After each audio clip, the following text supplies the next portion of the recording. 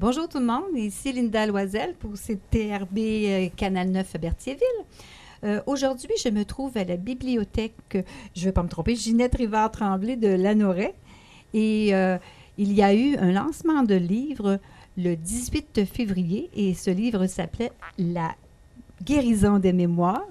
Et j'ai l'auteur avec moi en ce moment, c'est Mme Gisèle L'Espérance, qui est naturopathe et qui a bien voulu accepter notre invitation. Bonjour, Mme L'Espérance. Bonjour, je suis bien contente que vous soyez là.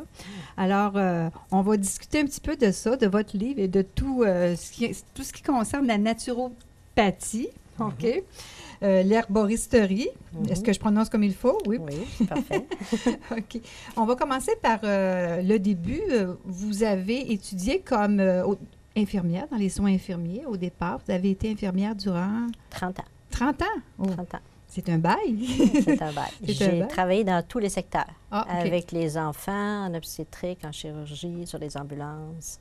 J'ai fait le tour de la question. Vous avez du métier. Bon. En cardiologie aussi. Aussi? Bon. Oui. Et tout à coup, comme ça, vous avez bifurqué vers la naturopathie. Qu'est-ce qui vous a poussé à vous en aller dans ce domaine-là? Comme infirmière, je cherchais quelque chose pour la prévention.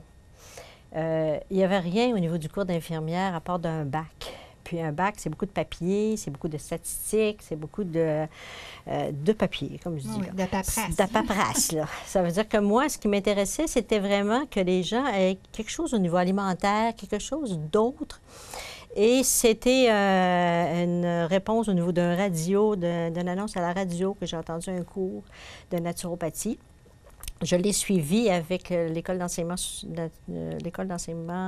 supérieur naturopathique de Montréal. Oui, oui. Mais les professeurs venaient à Québec, parce que moi, je viens de Québec. Alors, c'est comme ça que... C'est comme ça que c'est parti. C'est parti. Je travaillais dans des soins intensifs en cardiologie quand j'ai suivi ce cours.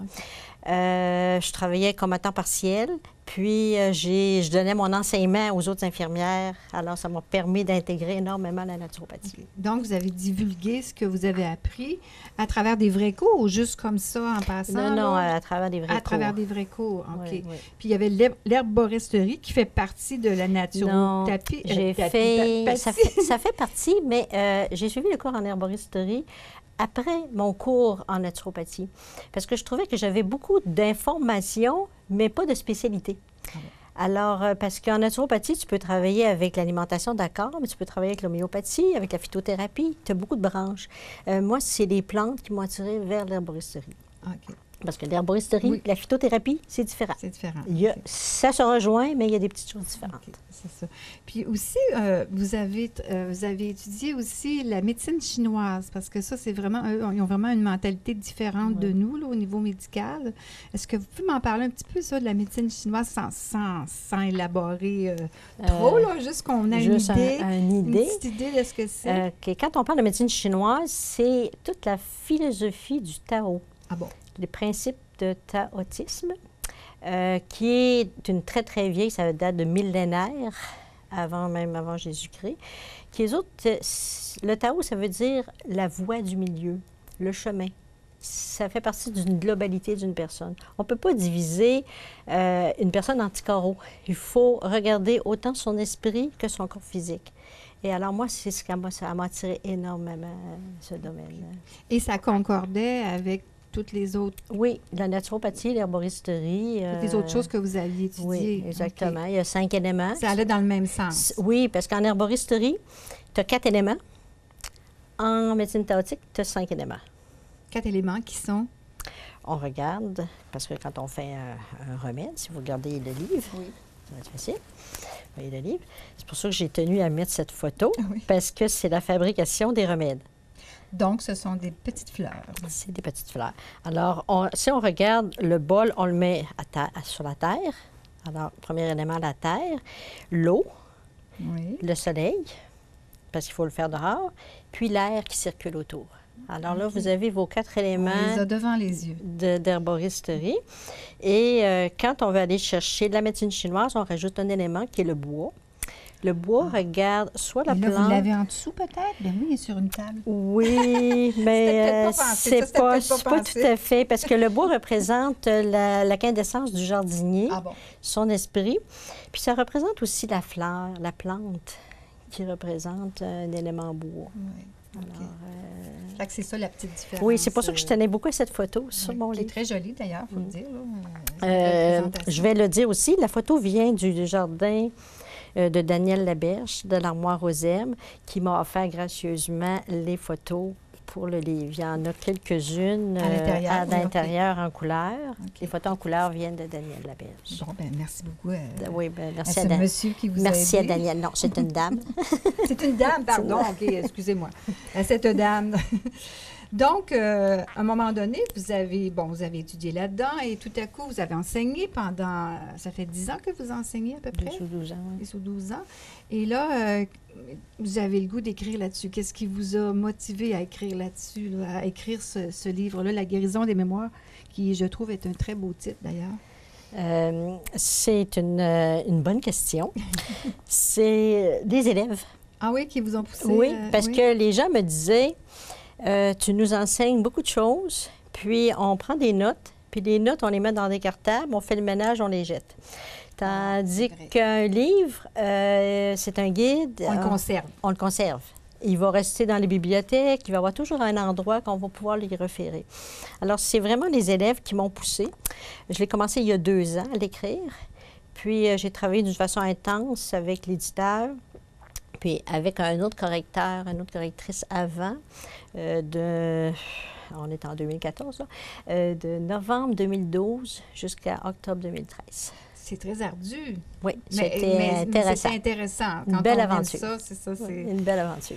Et quand vous êtes aperçu que ça commençait à prendre forme, et j'imagine que vous vous relisiez de temps en temps et vous disiez « Ah, il me semble que là, les gens vont embarquer. » Est-ce que vous avez ressenti ça en faisant votre livre, en l'écrivant? Oui. Bien, disons que le livre, au début, je l'ai écrit, ce serait le double de volume.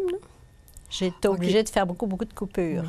Okay. Parce que vous n'aviez long à dire. Bien, c'est parce qu'il y a des bouts que je vais parler d'anatomie, de physiologie, de pathologie.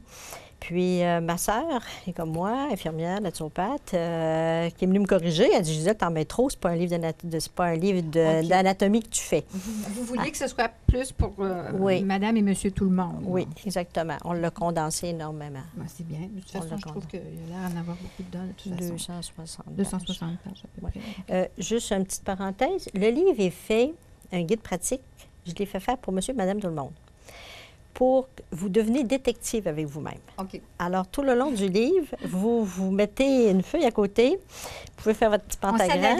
On s'analyse. Vous analysez, puis vous marquez vos problèmes physiques et vos problèmes aussi que vous vivez émotifs. Bien, pas nécessaire d'aller chercher ceux-là d'il y a 10 ans. Là.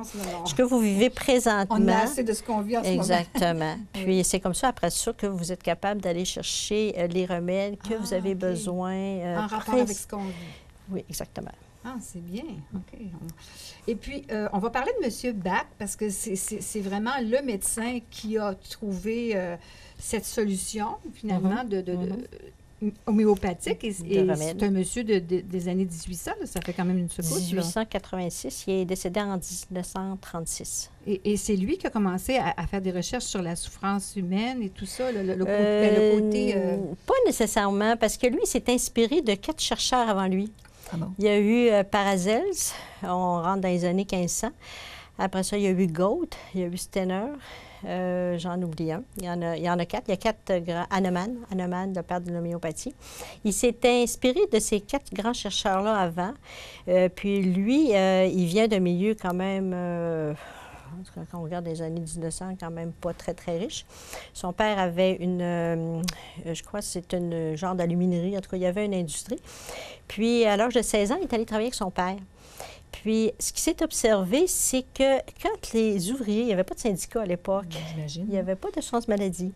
Alors, il y avait des grosses familles. Alors, quand les gens vivaient soit un accident ou un traumatisme, il avait remarqué les peurs, les doutes, les incertitudes de ces gens-là qui étaient très, très anxieux. Puis là, les réactions des gens. Puis lui, il s'est dit, peut-être ça doit être la base des maladies. Oui. Alors après... Il a allumé là-dessus. Il a allumé sur ça. Alors, c'est pour ça que quand il a demandé à son père, il dit « J'aimerais ça être médecin », son père a accepté. Alors, il a fait sa médecine. C'est le fondateur des premiers, on appelle ça des nosodes, mais à ce temps, il y a d'autres mots pour ça, des premiers au niveau homéopathique.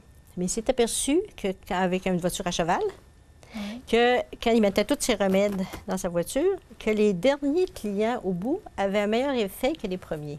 Ah bon? Parce que c'était brassé plus. OK. Les routes cacaoteuses. Ah bon? Puis c'était brassé davantage, Ah, alors ah. automatiquement. Alors, il s'est aperçu que ça faisait des dilutions comme plus profondes, puis ça travaillait plus au niveau psychologique que Ah bon? sur des premiers clients qui avaient juste Ah, c'est spécial. une prestance. C'est le hasard qui a bien fait les choses. Qui a fait les... C'est souvent ça, les découvertes, hein? Oui. Le hasard qui se mêle de ça. Donc, M. Bach, qui s'écrit B-A-C-H, c'est ça? C'est ça. C'est un peu l'investigateur de tout ça. Un peu. Il y en a eu Pour, d'autres, comme ouais, vous dites avant. Mais pour les recherches, les premières et recherches. ça a dû être à l'époque quelque chose de très controversé. Là. Écoutez, ça l'est des fois encore un petit peu aujourd'hui. Fait que j'imagine un peu, lui qui arrive avec sa théorie là, que la maladie, c'est pas juste physique. Là. Ouais. Mais je pense qu'à l'époque, il y avait peut-être plus d'ouverture qu'aujourd'hui. Ah, ça se peut. Selon mon idée. Ça se peut. Selon mon idée. Mais lui, qu'est-ce qui est arrivé? Il était malade à son tour. Puis, un jour, il a décidé que les remèdes homéopathiques, c'était peut-être pas ce qui guérissait à 100 les gens. Alors, il s'est dit, bien, je vais retourner dans ma campagne natale.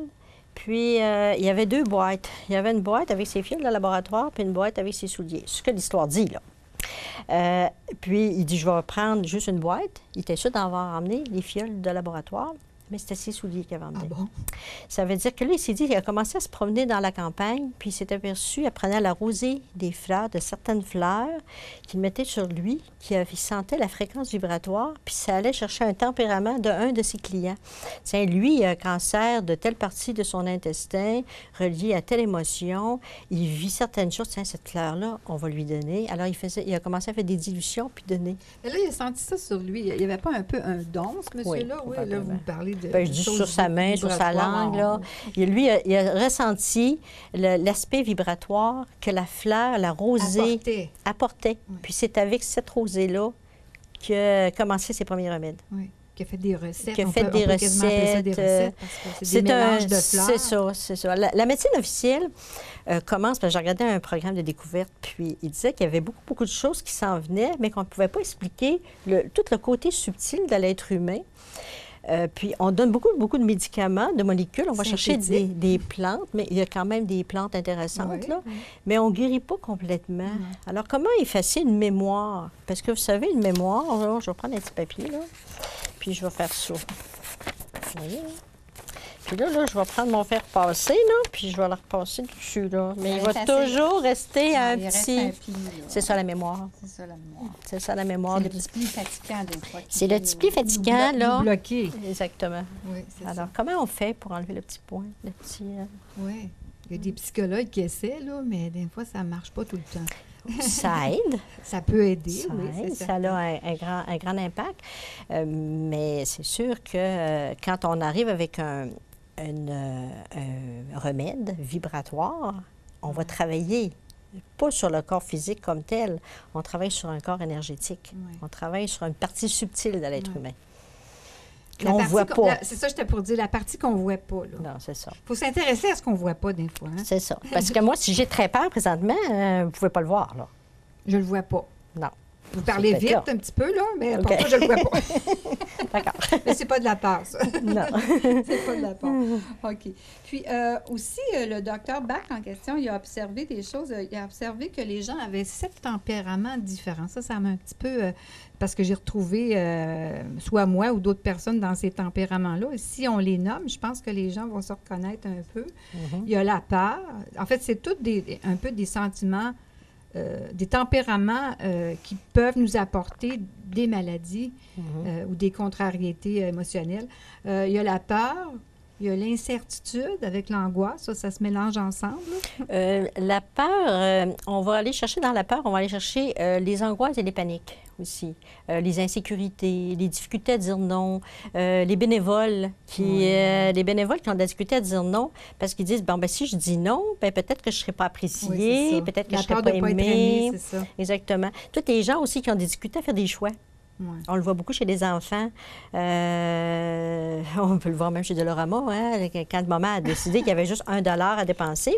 Mais l'enfant, il a 2 choix, mais il n'est pas capable de choisir entre les 2 voudrait bien choix. avoir les deux, mais Il va faire une crise, il va faire Oui, c'est quelque ça, chose. c'est pas Alors, possible, comme c'est ça. adulte, des fois, on a de la difficulté à choisir entre des professions. Qu'est-ce qui est plus important? Qu'est-ce qui est puis- plus c'est important, ça. tout ça.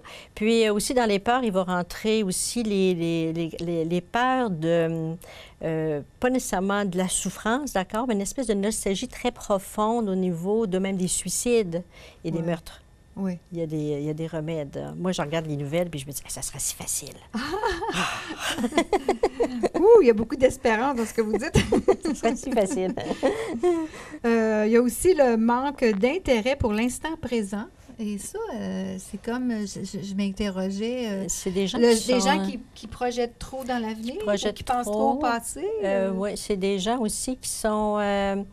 une certaine impatience. Ah, OK. Une certaine impatience, ça va passer vite. Ah, ouais, c'est ça. Ça va Il y a passer. beaucoup comme ça aujourd'hui. Oui, ça va pas assez vite, puis le temps, on dirait que le temps raccourcit tout le temps, mais ils vont pas assez vite. Ou les gens qui sont lunatiques, Oui. les gens qui sont dans la lune, on va le voir chez les enfants, qui vont prendre un temps énorme pour se préparer le matin, ils manquent leur autobus, ils arrivent toujours en retard au Ça, travail. c'est moi quand j'étais petite. Il y a toujours quelque chose. Alors, c'est les gens qui ont de la difficulté à être vraiment là. Ils Ouais. sont soit... sont dans leur bulle. Mm. Ils sont dans leur bulle. Puis on va trouver aussi les gens qui sont...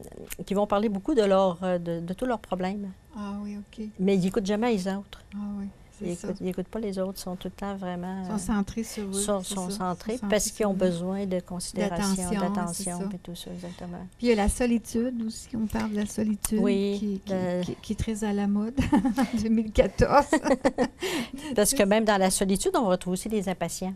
Parce que les impatients, tu vas aimer mieux travailler tout seul que commencer à expliquer à l'autre. Tu sais, ben là, tu dois écrire ça de même, ta tête, ça va être bien plus C'est facile. compliqué, c'est Tu sûr. sais, je veux dire, tu vas juste serrer ton lave-vaisselle, bien, ça va être bien plus rapide si tu le fais toi-même que si tu dis à ta petite fille de le faire, puis elle va faire ça tout croche, puis toi, tu vas tout recommencer. Tu recommences Tu après, recommences, c'est ça. alors, exactement. Chez les vieillards aussi, on a beaucoup de solitude présentement. Il y a Oui. beaucoup de personnes seules, il y Oui. a beaucoup de... Oui. On a beaucoup d'adolescents seuls aussi. Oui, On est porté à dire que c'est juste les vieillards, mais OK. l'excès de sensibilité vis-à-vis les autres. Mhm. Trop Aux s'en faire influences. pour les autres, finalement. Trop s'en tu sais. faire. Excès de sensibilité, c'est des gens qui sont... Ils vont avoir un programme à la télévision, ils vont parler de quelque chose. Il va avoir eu soit des meurtres, soit un gros traumatisme. Ils vont faire des cauchemars par la suite de Ouais. ça. Ils prennent ça trop au sérieux. Trop là. sérieux. Puis aussi, il y a des gens qui sont très influencés par tout ce qui va avoir, disons, ton garçon tombe malade, ou encore il y a de la difficulté scolaire, ou ta petite fille, tu aimerais ça qu'elle aille vers une orientation, mais c'est pas là. Alors toi, ça t'affecte. C'est ça. Ça t'affecte. Alors, tu deviens très, très sensible.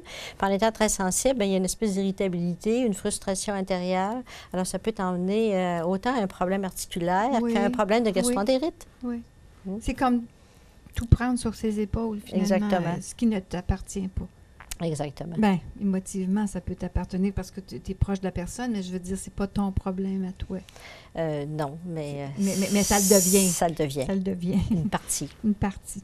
Oui. Et on parle aussi de découragement, de désespoir, mais vous en avez un petit peu parlé en Oui, parlant de suicide tout à l'heure. oui, là, on ça peut se parle- rendre jusque-là. Ça peut se rendre jusque-là. Ça peut être aussi des surmenages au niveau du travail professionnel. Oui. Présentement, dans les bureaux, dans le gouvernement, tout ça, on demande de plus en plus d'heures de travail. Alors, il y a des surmenages professionnels Oui. qui amènent des grandes mélancolies, même des dépressions, des Oui. burn-out. Ce qu'on appelle des burn-out. c'est ça, Des oui. burn-out. Oui.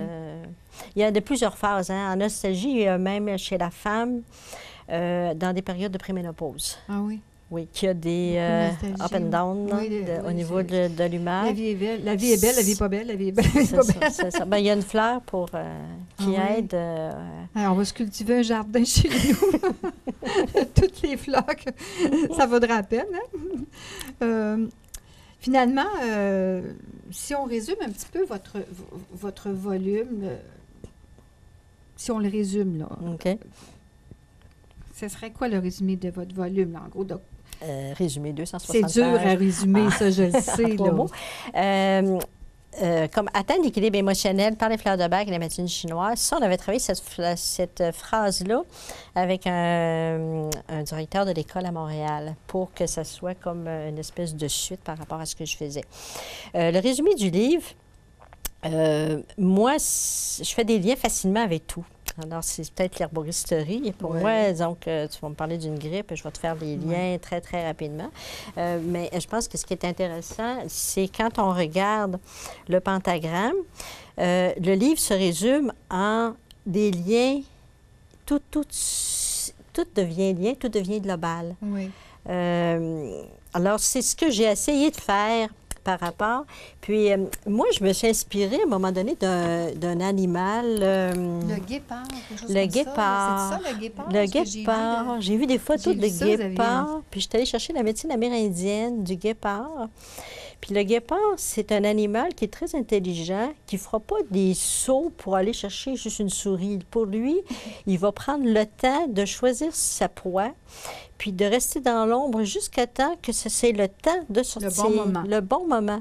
Puis moi, ça m'a fait penser que nos émotions à nous, on a des mémoires de notre enfance, qu'on a vécu certaines incertitudes ou certaines peurs. Puis là, à un moment donné, on arrive dans une nouvelle situation, que c'est à peu près la même peur qui revient, puis là, on va réagir. Alors moi, ça m'a fait penser que le guépard qui était dans sa proie, qui attendait, c'est l'émotion, puis tout à coup, youp, il arrive une situation, puis il apprend. Alors, le mental vient rechercher cette émotion-là avec un problème physique pour nous faire avancer au niveau un petit peu plus loin. Un petit peu plus loin au niveau de notre développement personnel. C'est bon, c'est bon. Puis on parlait, tantôt, vous parliez du pentagramme. Le pentagramme, ça représente les 5 éléments dont vous nous parliez tout à l'heure. L'eau, la terre, le bois, le feu, le métal. Et vous avez dit aussi que, bon, on ne peut pas séparer le corps de tout ce qu'on pense, de tout ce qu'on vit. Puis ce que j'ai remarqué en lisant un petit bout de votre livre, à propos de ça, les éléments, c'est que chaque élément a rapport avec quelque chose du corps, comme la terre, c'est... moi, je l'ai marqué tout de suite parce que j'ai eu des problèmes de pancréas, fait que la terre, ça m'intéressait. La rate, l'estomac, le pancréas, c'est la terre. Mais dans ce cas-là, quelqu'un qui aurait des problèmes, on va donner un exemple, là, avec ça, au niveau de la terre, qu'est-ce qu'il irait chercher pour guérir, aider à guérir ces problèmes-là? Bien, il y a différents problèmes. Rate, estomac, pancréas, la terre en médecine chinoise, ici, il faut y aller avec le climat. La terre, comme... moi, j'aime ça prendre des exemples. Oui. Parce qu'on a nos 5 éléments, puis on a 4 saisons. Alors, le feu correspond à l'été. Oui. L'eau va correspondre à l'hiver. OK.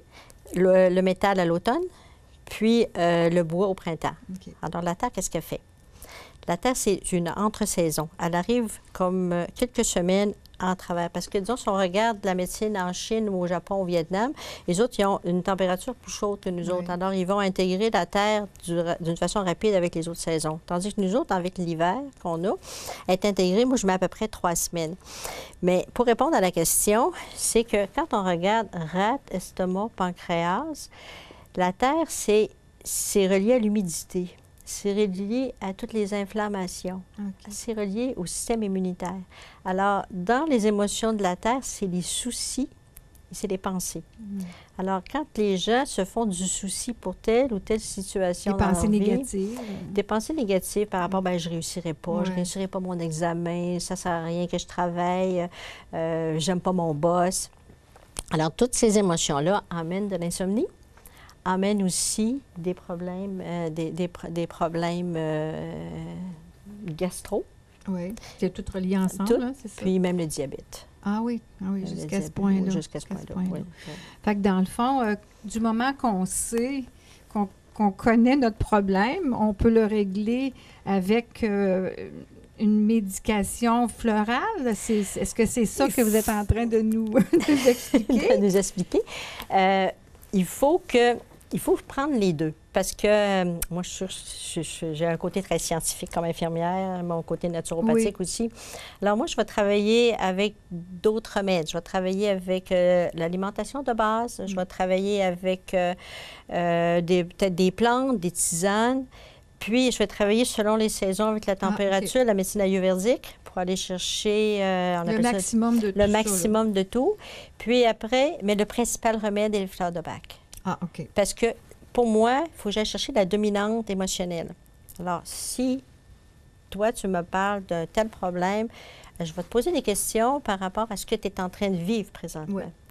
Mais tu peux vivre des pensées négatives par rapport à quelque chose, mais le principal atout est peut-être une frustration par rapport à autre chose. Qui vient de loin, des fois. Qui vient de d'autres choses, qui vient de ressusciter, là. Qui ressuscite, oui, qui ressuscite, là, qui sort de l'eau, là. Alors là, ta dominante émotionnelle va être le bois. Alors là, je vais aller chercher, selon le comportement que tu as présentement, un remède du bois. Ah, bon. Un remède du bois, parce que ça va être la dominante émotionnelle qui déstabilise ta terre. OK. Alors, en déstabilisant ta terre, puis vous allez voir avec les exemples que dans le livre, il y a plusieurs exemples. J'ai mis des témoignages. Je vais essayer de trouver juste une page. Là, que De toute façon, je pense et j'espère que les gens vont l'acheter et qu'ils vont pouvoir tout vraiment voir le contenu de votre livre parce qu'on ne peut pas juste prendre des bribes, hein? On peut pas, parce que votre livre, c'est comme un corps. C'est un tout. C'est un tout global. Oui.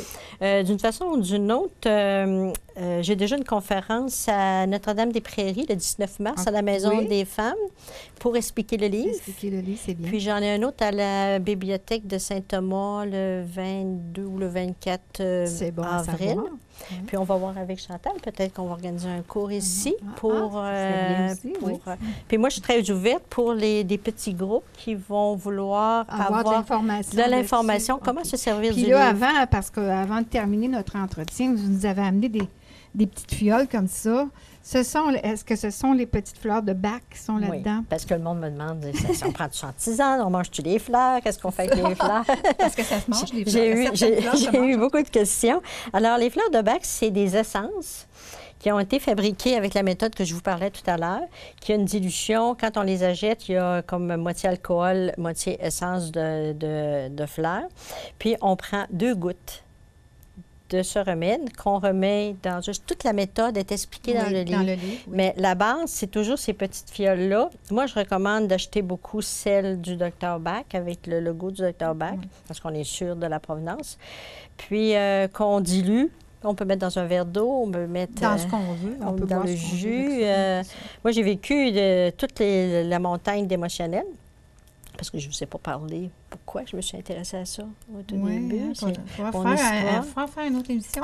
mon histoire est dans le livre. C'est à la suite d'un accident que j'ai eu moi-même. C'est doublement intéressant parce que c'est quelque chose qui a dû être très émotif pour vous. C'est ça. Puis mais ça, ces petites fioles-là, ça se dit pas bien, fioles-là. Petites bouteilles. On peut les acheter n'importe où. Dans les magasins de produits naturels. Oui, OK. On peut les avoir là. Oui, puis j'ai l'impression que plus le livre va se développer, plus les gens vont le connaître, plus il va y avoir de demandes. Alors, il va y avoir... Bien, je l'espère, en tout cas. Le livre est aussi en Suisse et en Belgique. Ah! Il est dans deux... Il est divulgué. Oui, il est diffusé. C'est bien, diffusé en Europe aussi. Alors, on va voir. Ah, bien, je l'espère pour vous. En tout cas, moi, écoutez, c'est très intéressant. On aurait pu continuer comme ça des secondes et des secondes. Mais malheureusement, le temps nous manque un petit peu, mais ça m'a fait bien plaisir de parler avec vous de ça. Je vous souhaite bonne chance. Merci beaucoup. À propos de ça. Je trouve que vous avez travaillé fort. Puis que je pense que ça en vaut la peine. Hein. Il faut innover. Hein. C'est innover. C'est une méthode inédite un peu. Oui. Puis je ne vais pas la garder juste pour moi. Bien, vous avez bien fait de partager. Moi, les bonnes choses, il faut toujours les partager. Oui, moi, c'est mon héritage. C'est un très bel héritage. C'est un très beau jardin. Un jardin très spécial. Je vous remercie beaucoup, Mme L'Espérance. Et on vous souhaite bonne chance et on espère que les gens vont vous encourager. Bien, c'est tout à leur avantage parce que la santé, c'est très important. Exactement. Alors, c'était Linda Loisel avec Mme L'Espérance nous parlant de son beau livre « La guérison des mémoires » que vous pourrez vous procurer, j'imagine, dans toutes les bonnes librairies. Présentement, il va y avoir juste un petit... pour 2 mois, il ne sera pas disponible parce que c'est Benjamin Livre qui prend sa retraite. Ah bon? Puis il va y avoir un nouveau distributeur à partir de mi-mai. Ah bon? Puis il va être distribué dans toutes les librairies. Bon, parfait. C'est ça qu'on voulait savoir. Ça va être facile à trouver. Bien, merci beaucoup. Ça m'a fait plaisir. Et bonne journée merci à vous.